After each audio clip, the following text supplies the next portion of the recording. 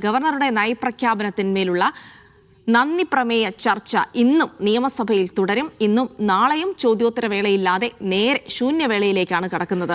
ഇന്നലെ അടിയന്തര പ്രമേയ നോട്ടീസ് നൽകിയെങ്കിലും ഇന്ന് അത് നൽകണമോ എന്ന കാര്യത്തിൽ പ്രതിപക്ഷം തീരുമാനമെടുത്തിട്ടില്ല. കേരളത്തിന്റെ ധനസ്ഥിതി വെളിപ്പെടുത്തുന്ന ധവളപത്രം ഇന്നോ നാളെയോ സർക്കാർ നിയമസഭയുടെ മേശപ്പുറത്ത് വയ്ക്കും. LDF സർക്കാരിന്റെ കാലത്തുണ്ടായ സാമ്പത്തിക ബാധ്യതകൾ വിവരിക്കുന്നതായിരിക്കും ധവളപത്രം. 5000 കോടിയിലേറെ രൂപ ഖജനാവിൽ ബാക്കിയിരിപ്പുണ്ടെന്നാണ് LDFന്റെ അവകാശവാദം. തിരുവനന്തപുരത്ത് നിന്ന് വിജിൻ വായന്തോട് വിവരങ്ങൾ നൽകും. Vijin, good morning. അപ്പോൾ നിയമസഭാ സമ്മേളനം തുടരുമ്പോൾ ഇന്നിപ്പോൾ ഗവർണറുടെ നയപ്രഖ്യാപനത്തിന്മേലുള്ള നന്ദി പ്രമേയ ചർച്ചയാണ്. പക്ഷേ ചോദ്യോത്തരവേള അടക്കം ഉണ്ടാകില്ല. ഇന്നിപ്പോൾ പ്രതിപക്ഷം അടിയന്തര പ്രമേയത്തിന് നോട്ടീസ് നൽകുമോ എന്നുള്ള കാര്യത്തിലും വ്യക്തതയില്ല. ഇന്നിപ്പോൾ സഭയിൽ നടക്കുന്ന പ്രധാനപ്പെട്ട നടപടിക്രമങ്ങൾ എന്തൊക്കെയായിരിക്കും വിജിൻ?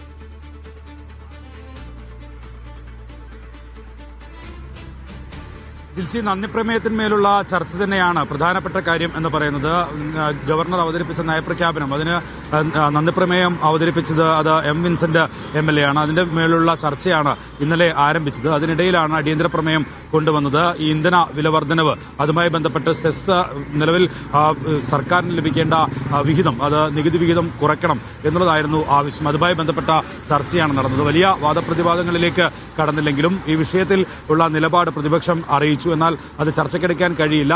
കുറച്ചുകൂടി സമയമെടുത്ത് തീരുമാനമെടുക്കേണ്ടതാണ്. സർക്കാർ നികുതി കുറക്കുന്നതുമായ വിഷയം, അത് സമയമെടുത്ത് തീരുമാനമെടുക്കേണ്ടതാണ് എന്നുള്ളതായിരുന്നു മുഖ്യമന്ത്രിയുടെ മറുപടി. എന്തായാലും ഇന്ന് അടിയന്തര പ്രമേയം ഏത് വിഷയത്തിൽ കൊണ്ടുവരുമെന്ന കാര്യത്തിൽ നിലവിൽ ഇപ്പോൾ വ്യക്തതയില്ല എന്നുള്ളതാണ്. ഏതെങ്കിലും വിഷയത്തിൽ അടിയന്തര പ്രമേയം കൊണ്ടുവരുമോ എന്ന സൂചന പ്രതിപക്ഷം നൽകിയിട്ടില്ല. ഇന്നലെ പ്രതിപക്ഷ നേതാവ് പിണറായി വിജയനും ഒപ്പം തന്നെ PD സതീശനും ഒക്കെയായി അങ്ങോട്ടും ഇങ്ങോട്ടുമുള്ള വാഗ്വാദങ്ങൾ ഒക്കെ നടന്നിരുന്നു.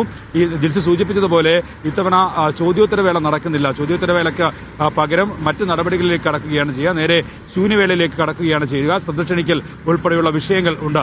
അതിൽ പ്രധാനപ്പെട്ടത് നീറ്റ് പരീക്ഷയുമായി ബന്ധപ്പെട്ട കേരളത്തിന്റെ വലിയ തരത്തിലുള്ള ആശങ്ക, ഒപ്പം തന്നെ കോവിഡിന് ശേഷം യുവാക്കളിൽ ഉണ്ടാകുന്ന പക്ഷാഘാതം ഉൾപ്പെടെയുള്ള വിഷയങ്ങൾ, അത് ശ്രദ്ധ ക്ഷണിക്കലായി നിലവിൽ നിയമസഭയിൽ വരുന്നുണ്ട്. ഏതെങ്കിലും തരത്തിൽ അടിയന്തര പ്രമേയ നോട്ടീസ് നൽകുകയാണെങ്കിൽ ആയിരിക്കും കൂടുതൽ സമയത്തേക്ക് ചർച്ചകൾ മാറുക. അല്ലെങ്കിൽ മറ്റ് നടപടിക്രമങ്ങൾ, അത് നിലവിൽ നന്ദിപ്രമേയത്തിന്മേലുള്ള ചർച്ചയാണ്. ആ നന്ദിപ്രമേയത്തിന്മേലുള്ള ചർച്ച നടക്കും. അതിന് ഇടയിൽ തുടക്കത്തിൽ ശൂന്യവേളയായി അതിൽ ശ്രദ്ധ ക്ഷണിക്കൽ ഉൾപ്പെടെയുള്ള പല വിഷയങ്ങളും ഉയർന്നു വരികയും ചെയ്യും. അത്തരം നടപടിക്രമങ്ങൾ മാത്രമേ ഉള്ളൂ. നാളെയാണ് നിയമസഭ എന്തായാലും ഈ താൽക്കാലികമായി അവസാനിക്കുന്നത്. അതിനുശേഷം 19-നാണ് വീണ്ടും നിയമസഭ ചേരുന്നത്. 19-ന് ബജറ്റ് അവതരണമാണ്. ആദ്യ VD സതീശൻ സർക്കാരിന്റെ ബജറ്റ് അവതരണം 19-നാണ് നടക്കുക.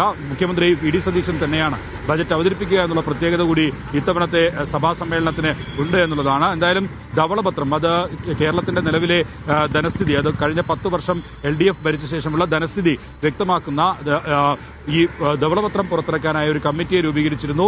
KM രാജശേഖരൻ ചന്ദ്രശേഖരൻ അധ്യക്ഷനായ കമ്മിറ്റിയാണ് നിലവിൽ ഈ ധവളപത്രം തയ്യാറാക്കിയിട്ടുള്ളത്. ധവളപത്രത്തിന്റെ തയ്യാറാക്കൽ നടപടികളൊക്കെ നിലവിൽ കഴിഞ്ഞിട്ടുണ്ട്. അതിനുശേഷം മന്ത്രിസഭ അംഗീകാരം കൂടി നൽകി അത് നിയമസഭയുടെ മേശപ്പുറത്ത് വയ്ക്കുകയാണ് വേണ്ടത്. നിലവിൽ LDF സർക്കാരിന്റെ കാലത്ത് ഉണ്ടായിരുന്ന ധനവിനിയോഗം, അതിൽ ഉണ്ടായ തെറ്റായ നടപടികൾ, അതുമായി ബന്ധപ്പെട്ട് നിലവിലെ സർക്കാരിന്റെ സാമ്പത്തിക സ്ഥിതി ഉൾപ്പെടെയുള്ളവയാണ് ധവളപത്രത്തിൽ വിശദീകരിക്കുക. ധനസ്ഥിതിയിൽ വിവിധ പദ്ധതികൾ, LDF സർക്കാർ നടപ്പിലാക്കിയ വിവിധ പദ്ധതികൾ, അത് സംസ്ഥാനത്തിനുണ്ടാക്കിയ നഷ്ടം, ഒപ്പം തന്നെ ധനസ്ഥിതിയിൽ ഉണ്ടാക്കിയ മാറ്റം ഉൾപ്പെടെയുള്ളവ വിശദീകരിക്കും. ഏതെങ്കിലും തരത്തിൽ കേന്ദ്ര സർക്കാരിന്റെ വിഹിതങ്ങൾ ലഭിക്കാത്തതുമായി ബന്ധപ്പെട്ട പരാമർശങ്ങൾ ഈ ധവളപത്രത്തിൽ ഉണ്ടാകുമോ എന്നത് കണ്ടറിയേണ്ടതാണ്. കാരണം നയപ്രഖ്യാപനത്തിൽ ഉൾപ്പെടെ കേന്ദ്ര സർക്കാരിനെ വിമർശിച്ചുള്ള നിലപാട് സ്വീകരിച്ചില്ല എന്നുള്ള വിമർശനം അത് നിലവിൽ പ്രതിപക്ഷം തുടരുന്നുണ്ട്. കാരണം കേന്ദ്ര സർക്കാരുമായി യോജിച്ചു പോകാനാണ് നിലവിൽ തീരുമാനിച്ചിട്ടുള്ളത് എന്നുള്ളതാണ് നയപ്രഖ്യാപനം പറഞ്ഞിരുന്നത്. കഴിഞ്ഞ സർക്കാരിന്റെ കാലയളവിൽ എല്ലാ തരത്തിലും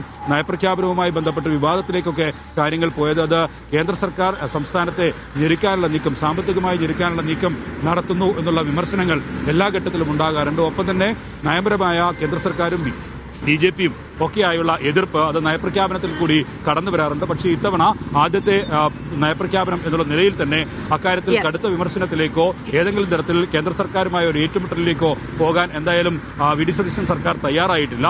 അതുമായി ബന്ധപ്പെട്ട വിഷയങ്ങൾ ഉൾപ്പെടെ നിയമസഭയിൽ അടുത്ത സമ്മേളനത്തിലും ഈ സമ്മേളനത്തിലും ഉയർന്നു വരേണ്ടത് ഇന്നലെ ഉൾപ്പെടെ അത്തരം നീക്കങ്ങൾ കണ്ടതാണ്. എന്തായാലും ഇക്കാര്യത്തിൽ ധവളപത്രത്തിൽ എന്തൊക്കെ കാര്യങ്ങൾ പറയുന്നു എന്നുള്ളതാണ് നാളെ ഒരുപക്ഷെ നിയമസഭയുടെ മേശപ്പുറത്ത് വെക്കാനുള്ള സാധ്യതയാണ് നിലവിൽ കാണുന്നത്. നന്ദിപ്രമേയത്തിന്മേലുള്ള ചർച്ച ഇന്നും നിയമസഭയിൽ തുടരും.